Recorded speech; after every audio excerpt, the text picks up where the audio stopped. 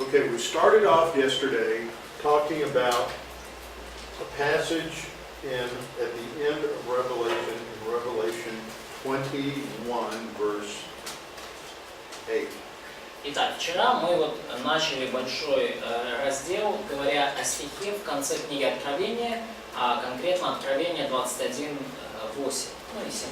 Actually, verses 7 and 8. Ну, вообще-то, да, стихи 7 и 8, в 21 главе Откровения. And this is a problem passage along with other sin lists like this, because it appears that salvation is based on not doing these sins. И это достаточно проблематичный отрывок, и есть еще несколько подобных ему, потому что кажется из него, что спасение не является вопросом только благодати. Это тут еще задействованы определенные дела. And actually, you have two things going on here. И вы видите, вообще говоря, тут две вещи происходят. This takes place in the new heavens and new earth. Вот это произойдет на новом небе и новой земле. And what you see is an offer of salvation depicted in verse 6. I will give of the fountain of the water of life freely to him who thirsts.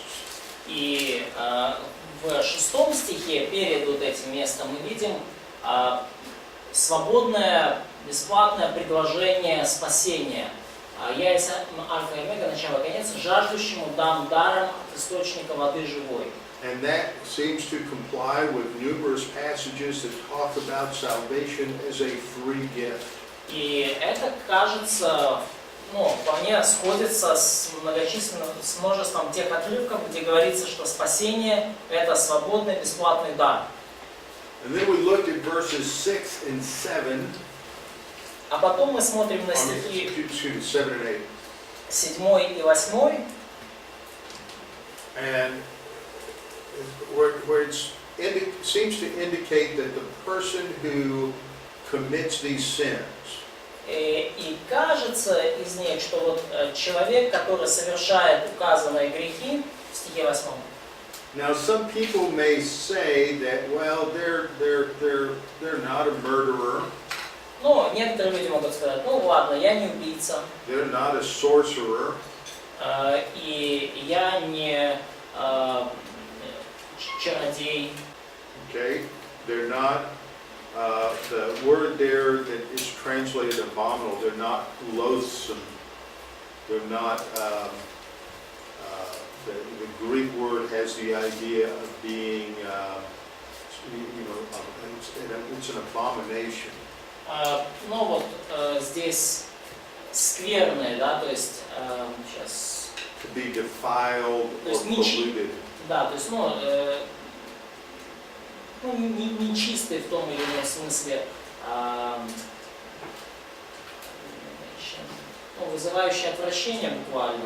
У нас переведено как скверное, то есть оскверненные чем. But then you have this phrase right here. The second characteristic that's listed is the word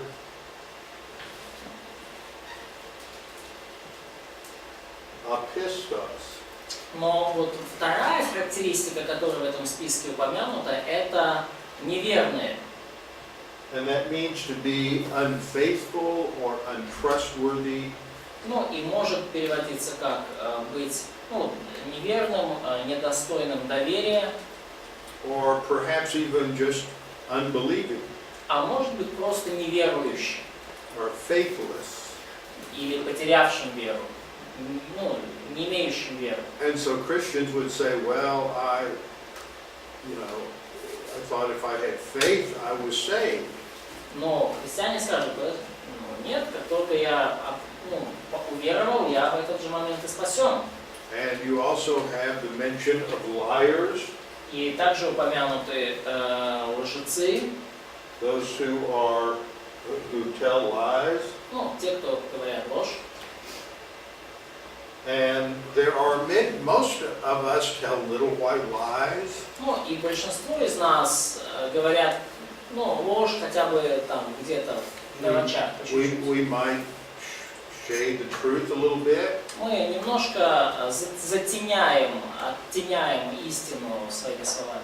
So what exactly does this mean? It makes it look like people who do these things will go to the lake of fire. И то, как это вот читается с первого взгляда, то это именно то, что вот люди, которые все это делают, они отправляются в озеро огненное. So I pointed out yesterday that we have to take these two verses together. И я уже говорил вчера, что нам нужно два этих стиха рассматривать вместе. And we have to 7 и 8. we have to understand this word which we'll study today. И нам нужно понять вот это слово «побеждающий», которое мы будем изучать сегодня. We have to understand that inheritance doesn't mean getting into heaven. И нам нужно понимать, что вот когда говорится «наследует», да, и вот это наследство, это не значит, что попадание на небеса. Это But it has to do with certain possessions we have when we are in heaven. Но наследство связано с тем владением, той собственностью, которую мы обладаем, уже попав на небеса. We have to understand the word we find down here, meros, meaning a share of an inheritance. И нам нужно понять слово вот «мерос» или «участь», которая в 8 стихе, и это часть наследства, обозначает часть наследства. Okay, and we also have to understand these references to the second death. И также нам нужно понять вот эту вот отсылку в конце 8 стиха к второй смерти. So yesterday when I started taking you through this, where was the first place that we went? What was the first thing that we looked at? И вчера, когда я вот начал вас проводить вот через весь этот анализ, вот какое первое место мы открыли, куда мы сразу отправились? Глава Коринфянам, Луки 15. Luke 15. Luke 15, yes. Луки 15 глава. Why did we go there? А почему мы сразу открыли Луки 15 главу? Там мы слово тогда разбирали. Because there was a word meros used there. Used there, and Слово «часть» наследство было там. and that was designed to show what the meaning of meros was, and what did we conclude from that? И это было задумано для того, чтобы мы вот выяснили, что такое вот это мерос и что из этого следует. What did we conclude the meaning for meros was? Да, и что мы заключили, какое значение слова мерос мы выяснили из этого отрывка? Участь, часть. Ну, то, что оно им принадлежало с самого начала, но просто они потом потеряли, как блудные сыны. То есть это была их собственность. So, meros was the part of their inheritance, which younger son lost. Right, Это right. слово относится They к already очищению и had it прощению. before And they this, got it. She said that they already had it before they got it. Right, okay. The main idea in the word meros. and this word is connected with forgiveness and cleansing, she also added. She said it's connected with what? Forgiveness and cleansing. Yes, yes. But the core idea, the center Но центральная идея, of the meaning is that it means a part of a whole. то есть, что вот это вот мерос, участь, часть, является частью целого. So here's we have the whole, like a pie, То есть у нас вот есть целое, как пирог, okay, and we have a part, и вот есть часть его. okay. So it's the part of the whole. И вот эта часть целого. And in legal literature, it's used to indicate the share or the portion of an inheritance. И в юридической литературе это слово используется для того, чтобы указать на определенную часть наследства. What are the nuances, Andre? What are the nuances to the Russian word "час"? What are the nuances to that word? It's more, it have the meaning of fate. So, or they, their destiny. Destiny. Destiny. But the root of this word, часть, is part. Right. Part. Okay. So it have kind of two the destiny, the final destiny, and the part. Okay. See, in English, the English word part, okay, can refer to like somebody gets a part in a play. Part in. In a play, okay, or in a movie or in a film. You know, that it's in one sense it can be synonymous to a role. Like he didn't have any part in that game. He didn't have any role in that game. And sometimes people hear that verse in English and Jesus saying, Peter, if you don't do this, you don't have any role with me. But he's not saying that. It specifically refers to a destiny or an inheritance, really an inheritance concept. Okay, so I just want to make sure that it's clear. Да, то есть, мы говорили с ним о нюансах значения вот слова «участь» в русском, да, то есть мы это понимаем как, и как судьба, и как, часть, это часть, корень. Вот, и он говорит, вот part, вот это английское слово в английском тоже, оно у нас как роль в игре часто, да, но что главное вам надо запомнить из этого, что вот в этом именно смысле, да, речь идет о части наследства. So, Юридический термин. in Luke chapter 15, В Луки 15 главе there are three parables. есть три притчи. What are those three parables? Какие три из них? Про драхма, About the coin, про отца и about the father сына Бога, and prodigal son, и отца. and about the sheep. Yeah. Okay. There's the parable of the lost sheep, Притча о потерянной овце, the lost coin, притча о потерянной драхме and the lost son. и притча о потерянном сыне. And so I asked the question, why do we know that it is not talking about the unsaved? И вопрос, да, почему мы можем знать, что вот здесь речь не говорится о неверующих? То есть почему в этих притчах не говорится, да, о неверующих? Тому що ці три речі, вони вже належали тому, хто їх втратив. Because all three last things or persons already was owned by the person who lost it. Yes, that's critical. To Это think about that. ключевой момент, да, то есть уже принадлежала монета, уже принадлежала овца, уже принадлежал сын, владельцу. Если они потеряли, оно не перестает быть их. So if they lost it, it's not stopped. That's still their sins. Yes, Да, yes. They still own them. So that's important to understand in the analogy. Да, это очень важно понимать вот в этой аналогии. Okay, and so the before the prodigal backslides, И до того, как блудный сын, скажем так, отступил и отошел, the inheritance had already been designated for him. наследство уже было для него предназначено, предуготовлено. Okay, and I believe that in a real sense, God has already designated what our inheritance will be when we are saved. И я думаю, что в самом, что ни на есть, в реальном смысле слова, Бог уже приготовил, предопределил в определенном. То есть нам наследство еще в момент, когда мы были спасены. Okay, so when the prodigal was a boy, his father says, "You're going to get this property." И еще когда вот этот будущий блудный сын был совсем мальчиком, его отец сказал: вот у тебя будет в наследство вот это имущество.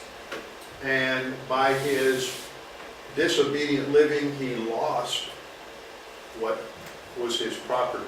И из-за своей жизни, проведенной в непослушании, непослушании он потерял то, что изначально было его имуществом. But he is still a son, isn't he? Но он все еще остается сыном, правильно? He doesn't lose his place in the family, he just loses his property. Он не потерял свое место в семье, он просто потерял свою собственность, свое владение. Okay, now let me use a little different analogy. Давайте теперь я немножко другую аналогию использую. Now we're gonna take Zach here. Ну, возьмем Зака, например. Okay, Zach is a little boy. Вот Зак еще совсем маленький мальчик. Okay, and his father's very rich, like Bill Gates. И его отец очень-очень богат, как Билл Гейтс. Okay, and his father says, "Oh, little Zach, I'm going to give you a great inheritance." И отец его говорит: Зак, я дам тебе замечательное, огромное наследство. I'm going to give you a Ferrari. Ferrari. Italian sports Я car. тебе Феррари, ну, итальянскую спортивную машину отдам в наследство. And he buys him a brand new Ferrari, И вот он покупает ему новенькую, буквально вот совсем новую Феррари, and puts his name on the title deed. и на вот номерном этом знаке помещает имя Зак. Now, is he going to let little Zach drive that Ferrari when he's 6 years old? Но даст ли он маленькому 6-летнему Заку сесть за руль этой Феррари и водить ее? No, because he will kill himself. Нет, конечно, потому что Зак разобьется и разобьется нас. So even though that inheritance is potentially his, И даже, ну, несмотря на то, что наследство потенциально уже принадлежит Заку, he won't actually get it until he has matured enough to be able to responsibly use it. он не получит его до тех пор, пока не станет достаточно зрелым, чтобы ответственно его использовать. Okay, and I think that what God does is He says, when we're saved, here's your inheritance. И я думаю, что вот что делает Бог. Когда мы получаем спасение, Он говорит: вот твое наследство. It has your name stamped on it. Вот на нем пропечатано твое имя. But I won't distribute these blessings to you unless you are mature enough to handle them. Но я не буду, скажем так, тебя наделять этими благословениями до тех пор, пока ты не станешь достаточно зрелым, чтобы ими распоряжаться. And see, some people live their life like the prodigal son, И некоторые люди живут свою жизнь как вот блудный сын. and they never realize these blessings in their life. И они никогда даже не отдают себе отчета, какие благословения они имеют и могут иметь в жизни. And when they get to the judgment seat of Christ, И когда они попадают на судилище Христово, they have nothing, no enduring works, no gold, silver, precious stones. и у них нету никаких пребывающих вечных дел, которые имеют ценность для вечности, никакого золота, серебра или драгоценных камней. And so God says, because you fail to grow, you don't get these rewards. И Бог говорит, что поскольку ты не вырос, поскольку у тебя не получилось возрасти, то ты не получишь вот эту награду, вот это наследство. So what happens to those rewards? И что случается с этой наградой? That's what I was saying yesterday, that their inheritance goes into the lake of fire. И вот это то, о чем я говорил вчера. Их наследство отправляется в огненное озеро. It's like giving that Ferrari to little Zach, Это все, вот как дать это Феррари маленькому Заку, but he grows up and he's irresponsible, ну то есть ему потенциально дать, and he's not trustworthy, но он растет Зак, и он не безответственный, и ему нельзя ничего доверить. and so his father sends the Ferrari off to the junkyard and it is crushed and destroyed. И его отец в итоге просто эту Феррари берет, отправляет там, ну короче, где на металлолом. Да, на свалку, и там ее просто в металлолом и уничтожают. Okay, is that an illustration that helps you understand what we're talking about? И помогает ли эта иллюстрация вам понять, о чем мы говорим? Okay, now, yesterday we talked about the word meros. И вчера мы говорили о слове «мерос». We went to Luke 15. И мы даже вот говорили, мы смотрели на Луки 15 главу. And then we also talked about the concept of what it means to inherit the kingdom. И мы также говорили о вот этой концепции, что значит наследовать царство. So before we did that, we talked about another important use of the word meros, and that was in what passage? И до того, как мы это сделали, мы говорили еще об одном важном использовании слова «мерос», и какой отрывок мы использовали? О каком отрывке мы говорили?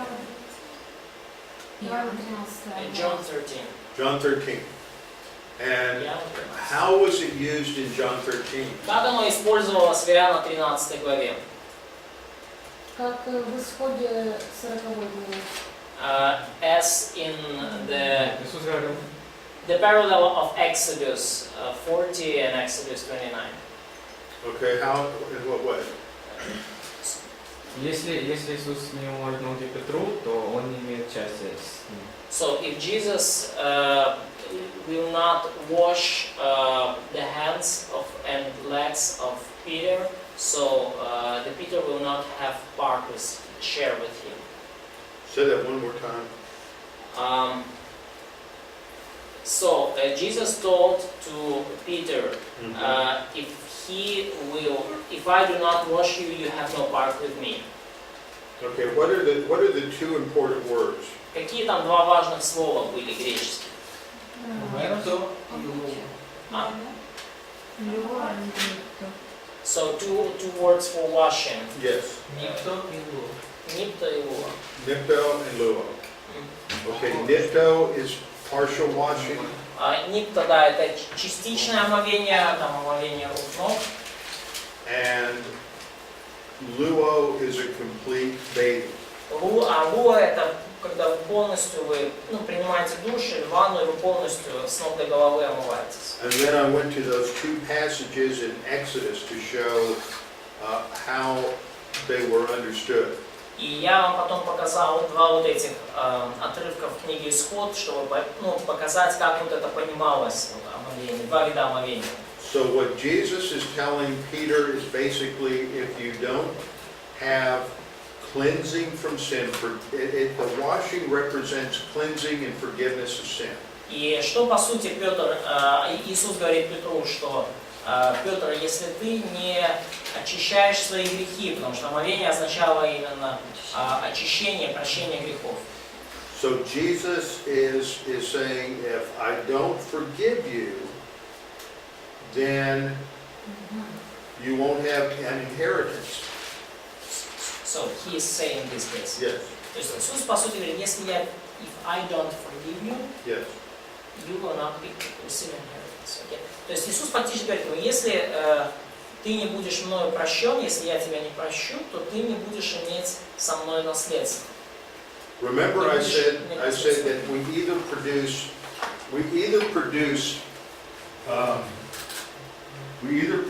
good works. Помните, я говорил, что мы или, то есть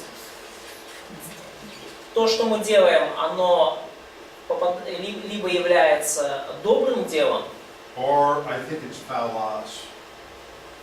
Or we produce works that are worthless. или мы совершаем дело, которое не имеет никакой ценности. That's in 2 Corinthians 5. Ничего не стоящее, бесполезное. 10. 2 Коринфянам 5:10. Yeah, no. Okay?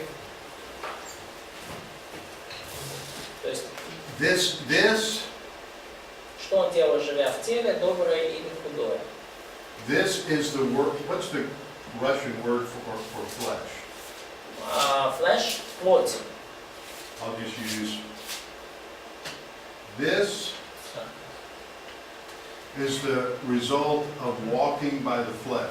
И вот эти вот худые или бесполезные, никчемные дела – это результат когда хождение по плоти, когда мы поступаем по плоти. And this is the result of walking by the Spirit. А добрые дела – это результат того, что мы поступаем по духу. Now, if you're living your life and you're over here, И если вы живете свою жизнь, находясь вот в состоянии, что вы живете по плоти, and you're walking by the flesh, живете, вот вы вот в этой категории, да, то есть пока. how do you turn around so that you're over here Как вам перейти в другую категорию, что вы уже будете вот, делать добро? Confession of sins. confession of sin, Исповедание грехов, which gives you cleansing, что дает вам очищение. okay?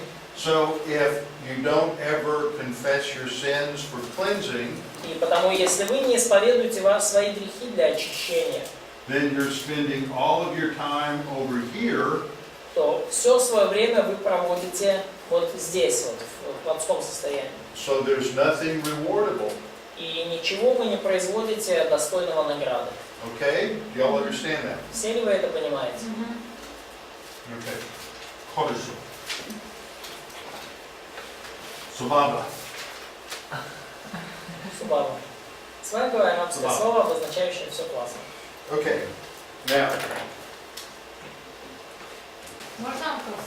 Can I ask a question, Candice? Maybe. Может быть.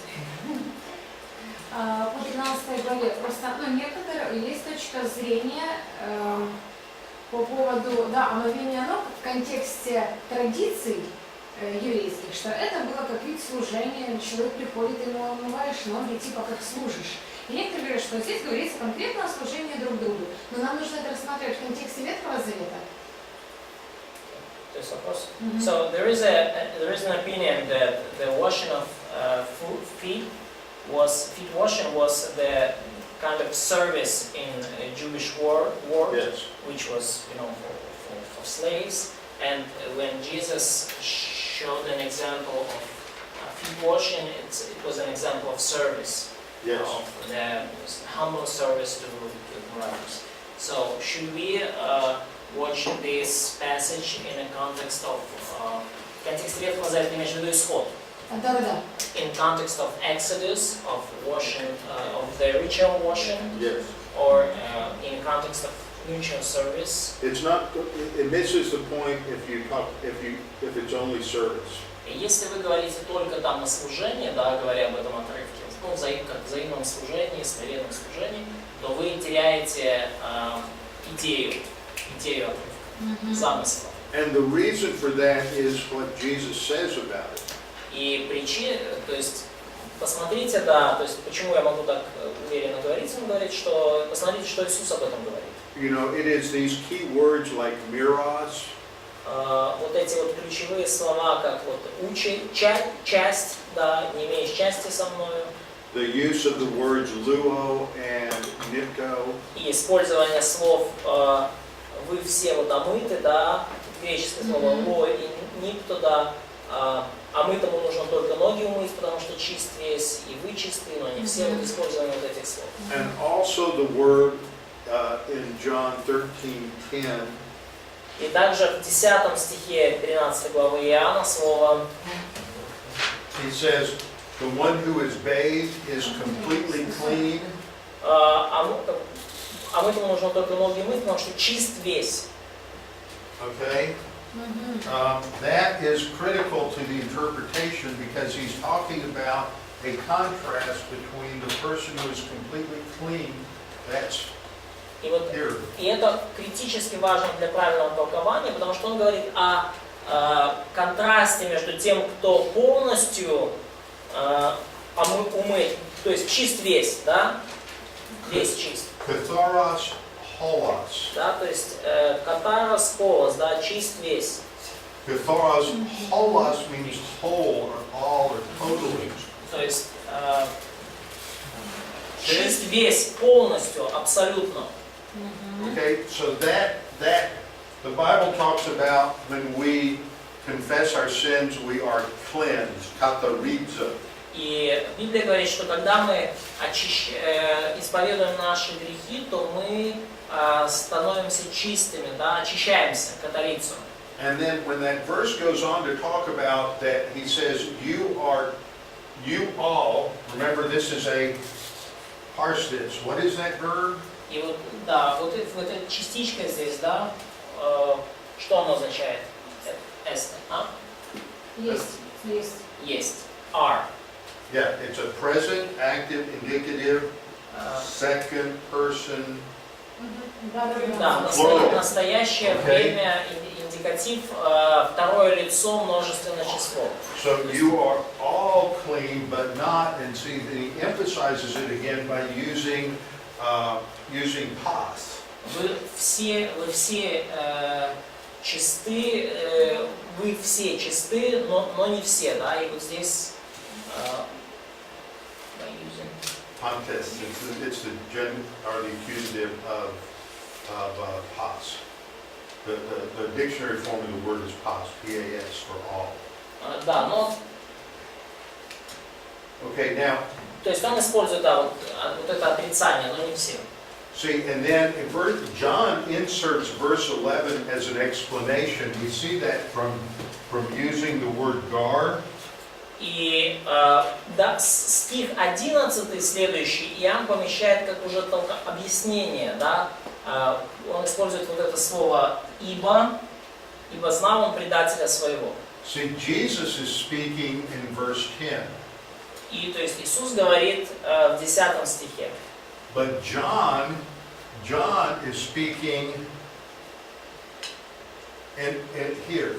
Okay, this is John's voice. Но в 11 стихе говорит уже Иоанн. Мы слышим голос и комментарий Иоанна. And he's making sure that we understand what Jesus means in verse 10.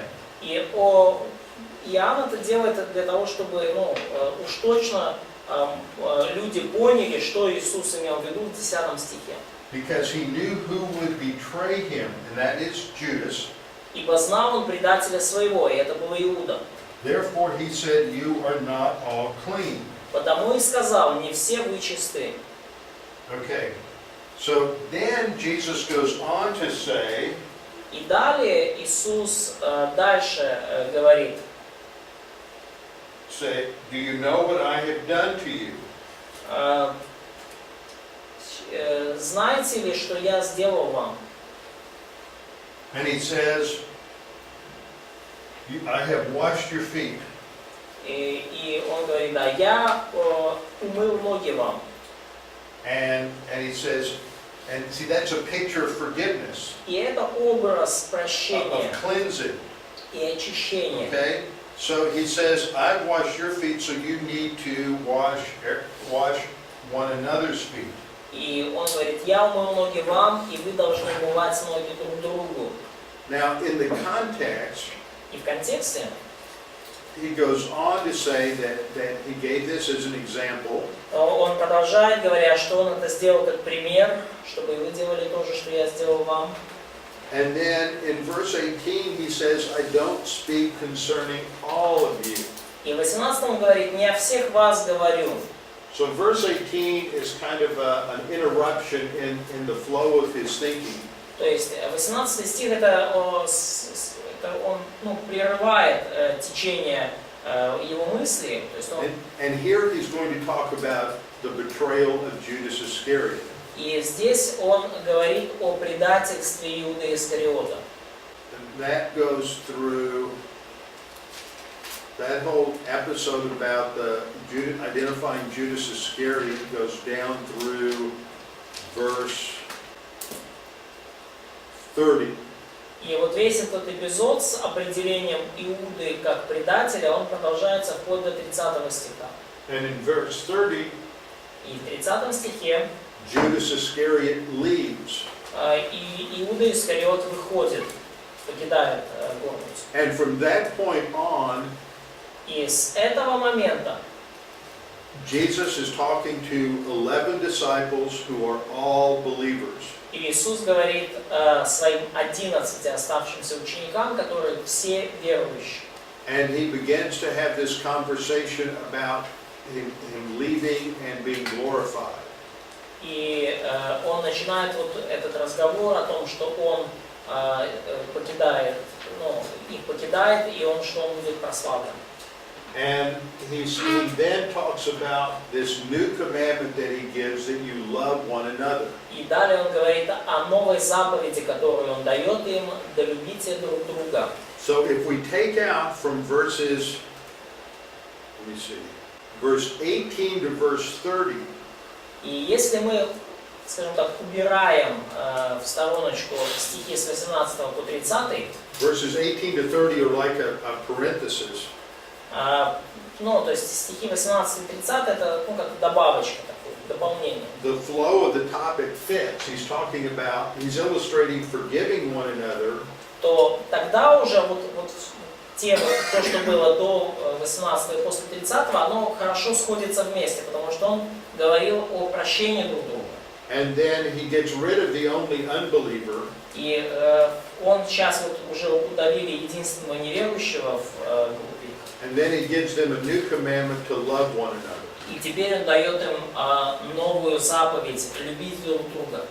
And it's not that we shouldn't serve one another. И здесь речь не о том, что нам не нужно друг другу служить. But there's a lot more going on in this passage than just simply serving one another. Но намного больше, говорится в этом отрывке о намного больших вещах и о намного большем, чем просто служить друг другу. Okay, so we talked about that, and then we went to 1 Corinthians chapter 6. И вот мы говорили об этом, и потом мы перешли к 1 Коринфянам 6 главе. And we talked about this, that this is another one of those difficult passages where you have a list of sins. И вот это вот один из таких вот, еще один такой же сложный отрывок, где у вас перечислен список грехов. And Paul says that if you do these things, и Павел говорит, что если вы поступаете так, делаете эти вещи, you won't inherit the kingdom of God.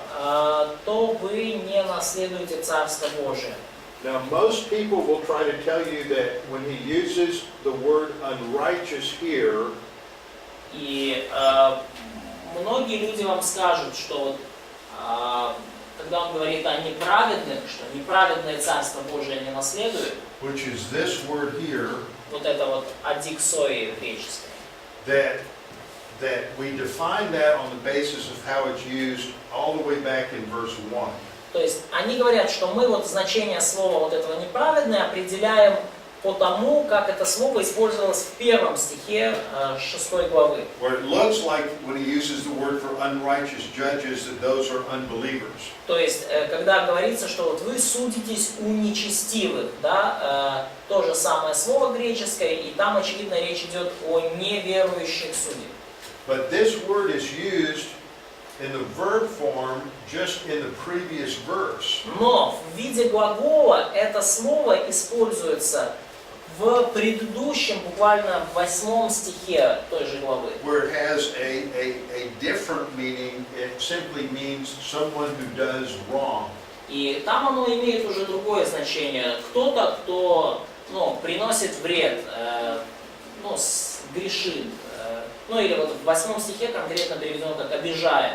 And it would seem much more logical that verse 9 is an immediate reference to verse 8, not verse 1.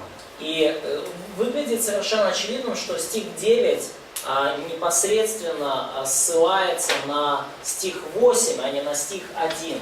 Okay.